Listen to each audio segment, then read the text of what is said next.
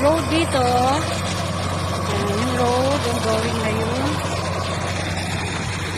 Pagka-flat niya, construction. Ayan yung magiging road. Ito yung beach. Then, road. Ayan na, meron na tayong road tracing dito.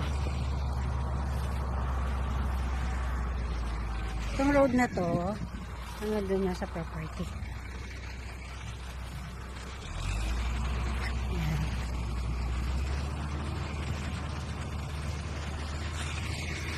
Road tracing. Yung yung road. Talagay na yung magiging road tracing yun, meron na siyang diretso na doon sa pinaka-site natin. Ayan yung road, barangay road, palabas na yan ng highway. So from highway, estimated po namin na may orasan ulit natin. Ilang minuto lang siya, nasa 4 minutes to 5 minutes. Pero may check na. Kasi meron kami kasabay na truck kanina, mabagal siya. So 5 minutes yun nung may nauna sa aming truck. Ayan yun. Anong pa ako tawag dyan?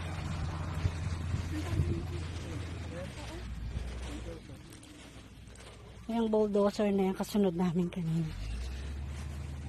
Kaya halos 5 minutes bago kami dating sa site from dun sa highway. So ngayon talabas tayo. Na-estimate na natin yung pinaka oras.